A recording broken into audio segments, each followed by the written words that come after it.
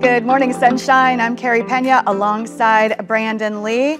Thank you so much for checking out our new YouTube show, all focused on mental health, mental strength, and how we lift ourselves up. I'm so excited to do a show on behavioral health. I spent 22 years in local news and broadcast, but to be able to focus and kind of shift the magnifying glass and really focus on things that so many people right now are struggling with. And by the way, the show was even born out of a true friendship. Carrie and I are like besties out there. And so I love to be able to team up with you again.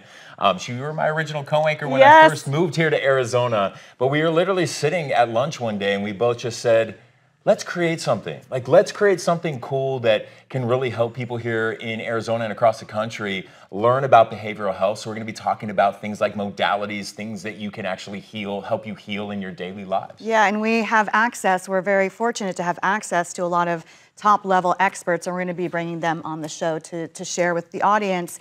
And we want a lot of audience interaction as well. So if you have something you'd like us to talk about or look into, feel free to interact with us, because that's what we're all about. So one thing I do every morning, I always go online and I Google behavioral health and addiction news. All right, so let's talk about some things that are what's going down right now. Yeah, what is going down? What is going down?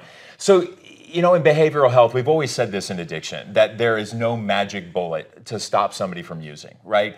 But I truly believe in the advancements of science. Just like people who are suffering from cancer, we rely on the advancements of science to find a cure for that, find a cure for ALS, find a cure for Alzheimer's. I believe we can rely on science to find a cure for addiction. And there's this really cool article that I just read about, and these scientists are now pushing for FDA approval.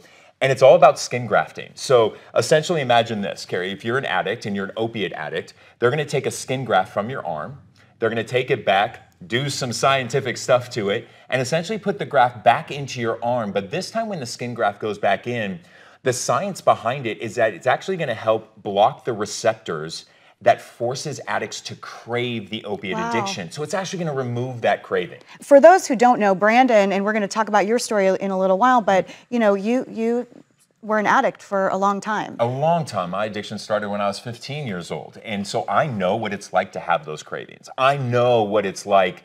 And those cravings can be so powerful and so overwhelming. Even though your conscious mind knows, I don't want to use because I know the outcomes of it are going to be terrible. But those cravings are so strong and so powerful. So the fact that science is trying to figure out a way, how do we make those cravings less? How can we take those cravings away? Because if you're not craving something, you'll listen to your conscious brain saying that's not going to be good for you. Brandon and I both are very big into mental strength. How do we train ourselves? How do we train our mind, and how do we train our body? And gut health is something that is extremely crucial. And this particular article talks about gut health as it relates to mental health. Well, first off, gut health is mental health. That's right. If you're not eating well, it's going to have an overall impact on your mental health.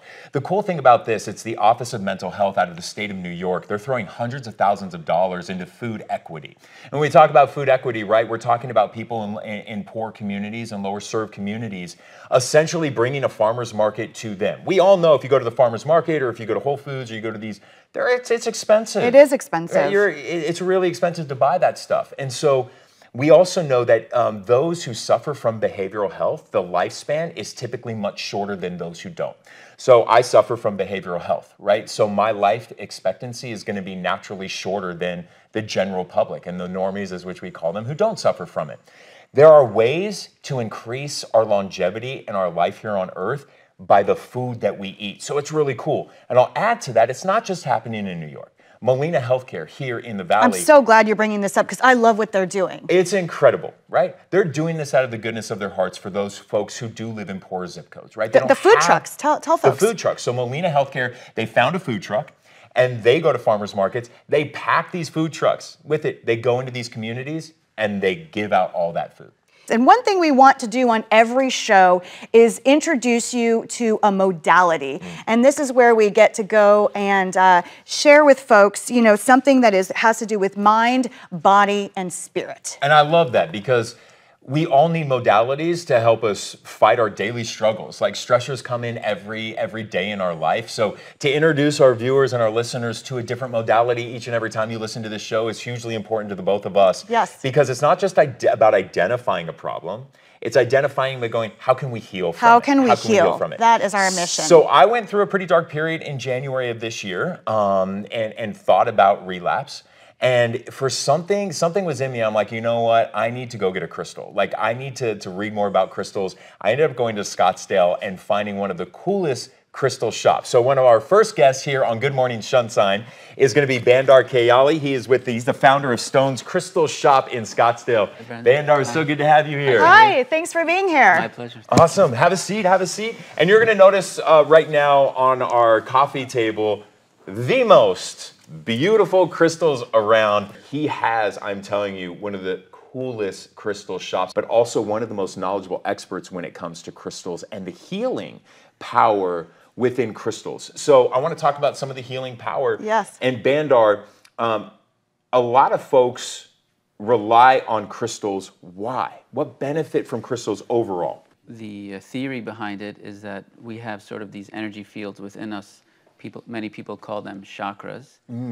And a lot of these crystals can regulate, open, if something is blocked, and clear that chakra so that you can begin to experience some sort of emotional healing or overall benefit and well-being and happiness. Let me ask you, for folks who might be watching or listening and they think, this is a little bit of like woo-woo stuff, but more people are coming in and at least exploring if they feel something, if they feel an energy movement. And what do you say to them if they're a little skeptical? I mean, first of all, I think that's all it takes, having that first seed of awakening to that inner and spiritual world. So crystals have done a great job of that in recent times to get people to maybe start meditating and maybe lose some attachment to a lot of the craziness of the human world, you could say. Well, I think when you think about us, right, we're all made up of minerals, right? Yeah. Us as humans, right? So it's kind of like grounding with the stones, these beautiful stones that are created by Mother Earth and the cool things that Mother Earth does.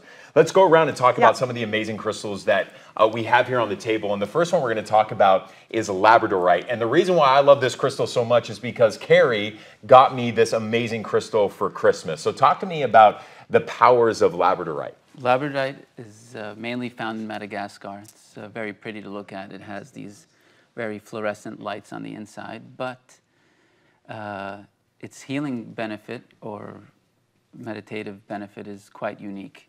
Let's say you have some natural magical abilities, such as you have a very good gut feeling, you may be very intuitive, you may have a sense of clairvoyance, or you can be a person who's very empathetic, can really feel how others feel. It can hone that in, make it stronger, and you can build upon that intuitive ability. So like I'm an empath. So I love that Carrie got that for me, because essentially that's going to give me more strength to be an empath, to hopefully help more people. Hone it in maybe so that you may not get lost in someone's emotion, but you'll still be able to be compassionate and really see where that person's coming from. Is it just merely having the crystals in your presence, or is there anything else that, I mean, is there any sort of practice? Do we need to like touch it or just be around it? There's a few things around that. So obviously plenty of crystals can be worn as jewelry, so that, or can be put in your pocketbook. I used to carry some in my pocket. You can do that. But I also recommend having a sacred place in your home where once or twice a day you can kind of check into that area, do a little meditation, and call to certain crystals so that you can manifest some of those benefits into your life. I recommend doing it first thing in the morning so that you can start your day kind of on the right foot and create whatever you'd like to create that day from a more connected place. I love it. Let's talk about my favorite stone, because now I have gone to Bandar's store and I have three now. I have 3 large amethysts. This is a beautiful, beautiful violet purple. Tell me a little bit about this amethyst and the healing powers of amethyst. Right. So clearly it's very beautiful. This piece here is from Uruguay. Amethyst is one of the most popular. So it really promotes tranquility. So anti-stress, anti-anxiety. But its other very unique benefit that it aids us in changing negative habits or perceived negative habits. Talk to us about that rose quartz, because that is a beauty. That is rose really quartz, beautiful. I would say, is one of the staples for overall emotional healing. because I do believe that gaining inner freedom and emotional healing really revolves around love and compassion as well, but more specifically, unconditional love. And that's what rose quartz represents. So it can help us manifest that deep sense of love and worth from within of our own selves, as well as being compassionate and not judgmental towards ourselves, which can really launch our spiritual and emotional healing. I mean, people come to the shop and I always have to sort of recommend something to them, and I usually open with, what would you like to feel or manifest in your life? And some of the more common ones are breakups, you know, heartaches, and I usually point them right to that rose quartz, because you know, they can be the own source of their love and self-worth, and that can help many people through heartache, and then also being able to enter into new relationships from a, you know, better place. This is one of my favorites too, obsidian. It's that beautiful, beautiful black shiny rock. Powers. It's volcanic glass. This piece here is from Mexico. The obsidian is a root chakra, so a grounding stone. It also serves to give you some protection. I love the one that's in front. It looks like, it's called fool's gold, right? They call it fool's gold because it is so stunning. It's that sphere. Oh sphere yeah, at the front of the table. that is stunning. Right, when people were mining for gold and they found that, they thought they found gold, but that's how it got its nickname fool's gold. It's called pyrite, and this one here is from Peru. You know, I'm a big fan of feminine energy. I think a lot of emotional healing is wrapped around being in touch with your vulnerability. Right. But this one here promotes masculine energy. So it's good if you have a new project or a new business. I mean, feminine energy has its place there, but masculine energy allows us kind of to do things and to be assertive.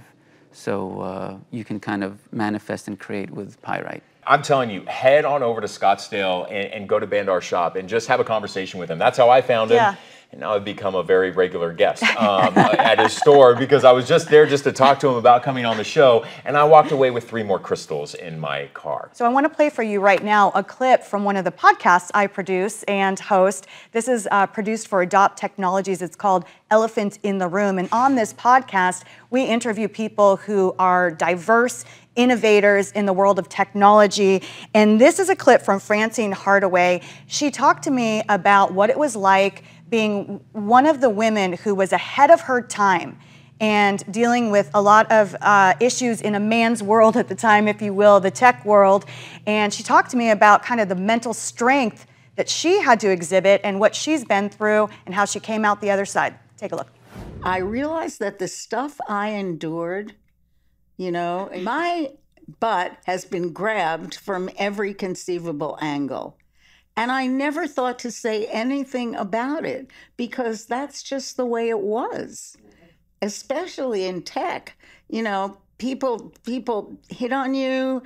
They hit on you at conferences. A lot of stuff happened that women in tech just took for granted, because you wanted to be in tech, or anyway, I can't talk for other women. I wanted to be there.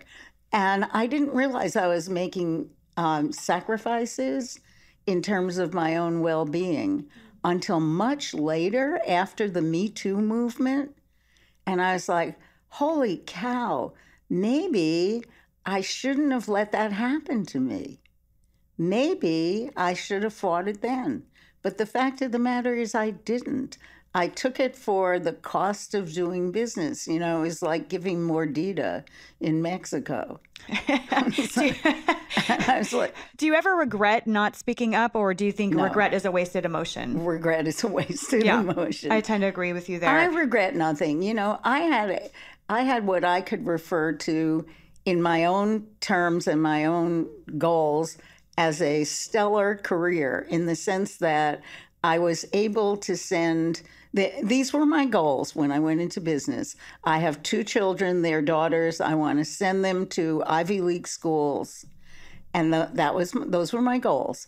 And when the time came to send them to those schools, I was able to do it out of cash flow.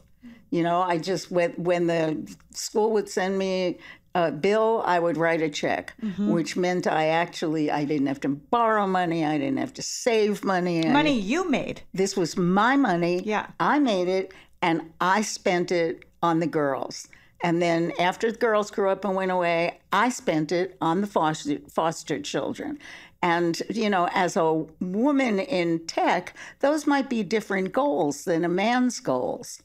But it's interesting how they led me to pretty much the same place. And my goodness, right? My goodness, what a powerful story that is. You know what it reminds me of? A very popular book out there that has helped me and countless people just like her. It's called The Body Keeps the Score. Anytime a traumatic event or an advance, an unwanted touch happens to you, your body remembers it. And the fact is that she didn't have the ability to always fight back just because of societal norms, right? Women can't stand up. They can't stand up for themselves. They can't push back, especially at that time in what was really a male-dominated world. Suppressing that actually has a long-term impact on the body. So the body always remembers it, even though we'll try to rationalize, I can't do this, I'm okay, I'm okay. Really, that energy is still stored. So if you've ever experienced any of that, check out that book, Body Keeps the Score. And Francine is someone who is so generous with sharing all of the stories and all of the things that, the challenges that she's faced in her life so that younger generations can learn from her. And I just admire that about her so much. Her speaking up is giving strength to so many other women out there to speak up. Yeah. And you should always speak up. On every episode, we are going to be also sharing a story behind the story. And this is a profile piece, someone who has an inspirational story to share that we can all learn from. I thought today we should talk a little bit about your story, actually, Brandon, because what you have endured and what you've written about and what you speak about, and really in large part the reason you left your job in local news is to realize your passion, and that is helping people who have suffered sex abuse and who are walking through addiction. For those who don't know your story, just share a little bit about what you wrote in your book, and then we'll talk about what you've gone through recently. Yeah, thank you. You know, I wrote that book back in 2018. It published in 2019. And people always ask me, what motivated you to put your story out there like I did? Because when I wrote that book, the night before, the publisher emailed me and says, Brandon, now's your chance. Like, now's your chance to go back and delete anything out of the book that you don't want published. And I panicked that night before that book was published, and I started deleting chapters. Things like that I just felt were too extreme for the public to understand. I woke up the next morning, and I almost had this epiphany going, no, you're gonna put everything back in that book. And because if you're gonna tell a story, you're gonna tell the truth. Every little detail about the trauma that I suffered and my experiences are all in that book, and I know you've read it. As a matter of fact, people like look at me and they're like, whoa, like you really told everything. But what motivated me to do that? Here in the Valley, when I was working over at Arizona's Family, I did a mini documentary about harm reduction. And I had never been open about my addiction up until that point in 2017. I hadn't. I always kept it private. And so I saw when that documentary aired on TV, on social media, I saw people writing the most hurtful comments I have ever read. People like, these people are trash. These people are scum. Who cares about these heroin addicts? Let them die. And when I was reading that from some of the viewers who tuned into me nightly, I was like, my God, do they think of me as a piece of trash? Do these viewers think of me as a piece of scum? Because I am those people in line getting those heroin. You were a meth addict, right? I was a meth and heroin addict. And so that was the motivating factor going, you know what? I have to write my story. I've got to change the dialogue. I've got to flip the script in the way people view mental health. I had no idea it would lead me to where I am today, but writing that book was just the first chapter of my life story about really delving into behavioral health. But you're right, I did walk away from local news. You took a huge risk because at the time, you know, being on the air, you know, when we anchor the news, it's just the nature of the business that you have a well-sculpted public image. So, you know, coming out and saying I'm a heroin and a recovered heroin and meth addict, suffer from mental health challenges, and a sex abuse survivor, this is risky for you telling this story. What do you think it was that allowed you to overcome that fear and really go public? Well, first off, I walked away from the news set for about 8 months. I took a sabbatical to finish writing that story. I remember because I was your co-anchor at the time. And I took a sabbatical. I left without ever having the intention to come back because I truly felt that when people read this, no news director or news manager would ever hire somebody who was so graphic and descriptive of the trauma that I suffered, but also what I did as an adult. Choices that I made as an adult were poor life choices. And I just felt like I'm never gonna have a news career again. Here's what we found. When Arizona's family welcomed me back to the Valley, listen, they did their research. And what they found was that the public actually felt more endeared to me after I was so open and honest. They didn't push me away. They didn't look at me as somebody to be discarded to. And I'll tell you why. Because every family in America knows someone who's a recovering addict or somebody suffering from some sort of behavioral health issue. But you know what it is? We grow up in these family systems where they're like, don't air your dirty laundry, keep it all in the house. But the more we all air that laundry, the more we realize everybody's got that dirty laundry. And we realize how normal addiction is, how normal some of these behavioral health things are. And the more we normalize it, the easier it is for somebody to ask for help. And that is my life's purpose, just to make it easier.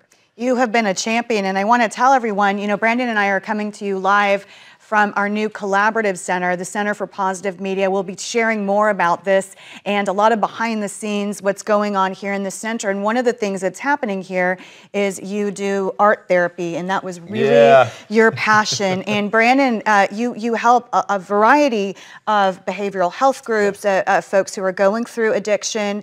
And it is incredible, really, because I'm in there a lot with you. And it is incredible to see how you interact, because they feel the love from you. Yeah. You don't look at yourself as any better than any of them. Yeah, definitely don't put myself on a pedestal in that room. And to see people walk into my art studio, 90 people a day, some of them so broken, fresh out of detox. They haven't smiled in years, right? Because they become so dependent on drugs. Within 90 minutes, to see them crack a smile, to see them crack a joke, to see them laugh, to see them dancing to old school music that we pump in there. Yeah. That's my life's purpose. I just want to see that person smile a little bit, tap into that creativity, get that dopamine back flowing, and find out you do have value, you do have purpose. Don't let what happened in the past define you. When you talk about relapse, one of the things that I know is really important to you is to remove the shame. Yes, we have to, and we remove the shame by normalizing relapse. And I think we get so caught up in this race for perfection in recovery. And we do that by collecting chips, right? I have 13 years of continuous recovery. But when you relapse in many 12-step programs, they make you start over from day one. You have to cash in all of those years of chips and collect a white medallion, and it's a 24-hour chip. That was too daunting for me. And so I had so much shame that I found no purpose anymore for my life. And that's when I did play Russian roulette and want to end my life without any purpose. However, going through that darkness led me to the light. And I'm just so proud of you. I'm so you're my proud. best friend, I'm proud of everything. And by the way, she has been there. You've been my rock through so many of those rough times. Somebody I can go there and truly just sit across the table and just break down in tears crying. So.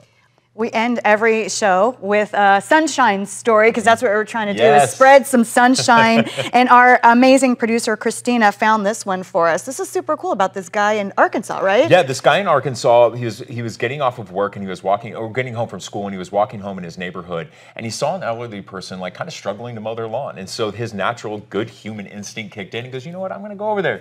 I'm going to help this man mow his lawn. And so he goes over and goes, hey, can I come over and just, can I help you mow your lawn? And so he did one good act of kindness. And he went home that day, and he said he felt so good about it that he wanted to do it again. And that's the thing. When you do service work and when you do something good for others, it not only helps them, but it helps you. And so it ended up being like, he ended up doing like this 50-yard challenge. And so they ended up mowing 50 lawns, right? And then it grew that. Yes.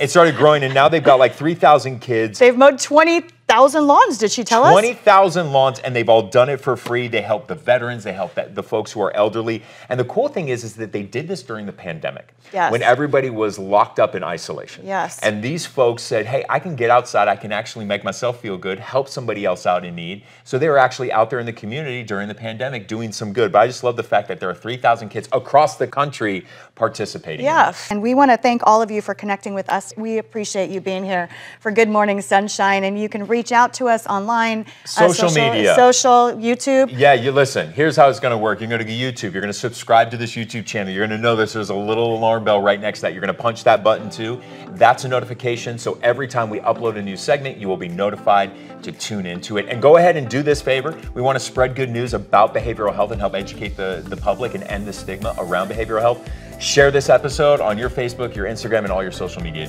feeds. And you can email us at realgoodmorningsunshineshow@gmail.com. Ooh, I got that right. That was a long email. Thank you all so much for watching and listening. Take care.